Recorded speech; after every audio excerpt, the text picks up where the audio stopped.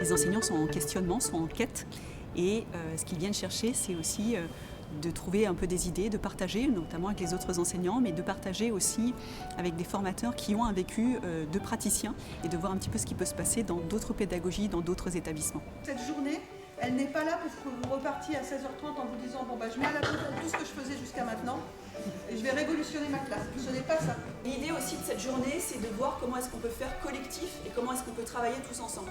Aujourd'hui, on va vous amener à mesurer les volumes des agrès.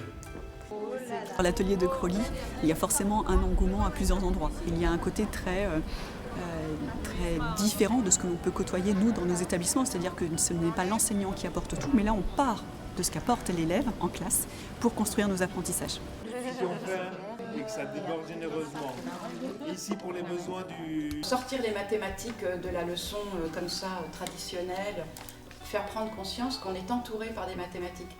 Et pour être auteur de ces apprentissages, il faut en avoir le désir. Cette question du désir d'apprendre, elle est au cœur de tout finalement. Notez tout ce qui vous semble relever ou parler de mathématiques dans ce que vous observez.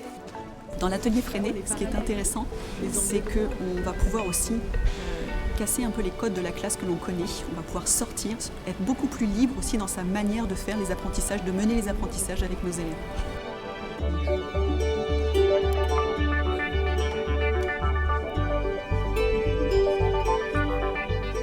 Les enfants, ils ont plutôt tendance à avoir peu d'étapes. Pour écrire un livre, c'est j'invente l'histoire, je l'écris, puis je l'imprime. Donc vous, je vais vous demander d'aller plus dans le détail.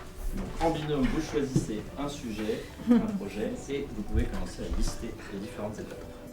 Par rapport à la pédagogie de projet, ce qui est intéressant, c'est de voir comment est-ce qu'on va embarquer, motiver, engager les élèves avec nous sur un domaine en particulier, sur une notion. World Café, c'est un fonctionnement en intelligence collective. On peut voir ça dans des formations pour adultes, mais je crois que ça peut aussi avoir sa place dans des classes avec nos élèves. Et c'est aussi une manière de leur redonner la parole, de donner la parole aux élèves pour répondre tout simplement à des questions qui nous interrogent tous dans le vécu de la classe.